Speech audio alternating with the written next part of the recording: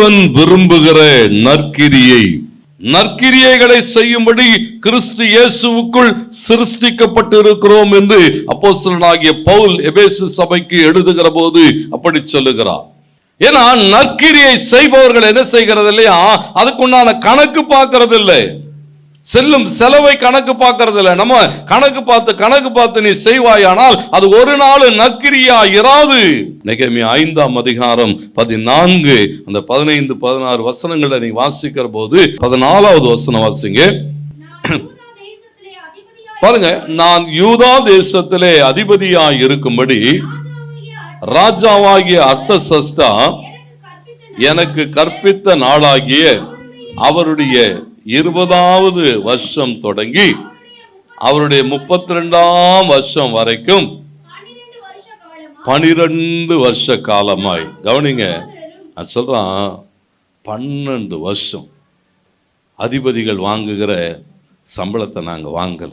எதை வாங்கல ஐயா? அவனை கொண்டு வந்து அந்த யூதா தேசத்திலே அர்த்தசஷ்டா சொல்றான், பரவாயில்ல, உன்னுடைய அந்த பட்டணத்துக்காக வேலை செய்ய போகிறாய், பரவாயில்ல, நீ அங்கே போய் அவர் யாராயிரு, அதிபதியாயிரு.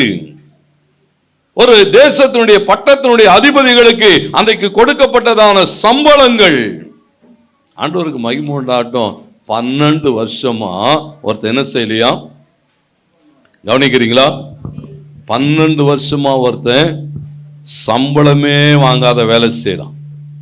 நம்ம ஆளுங்களை ஒரு நாள் லீவ் போட்டு வான்னா சம்பளம் கட் பண்ணிடுவாங்க. பாஸ்டர் இன்னைக்கு லீவ் போட அவன் எத்தனை வருஷம்? 12 வருஷம். நம்மால் ஒரு நாள் முடியாதுன்றானே, ஒரு நாள் கஷ்டம் பாஸ்டர், இன்னைக்கு லீவ் போட்டால் முடியாது, போயின்னு போய்ப்போது வேலை. ஆண்டவருக்காக எதையாவது ஒரு நல்ல கிரியை செய்யணும்னா கொஞ்சமாவது என்ன செய்யணும்?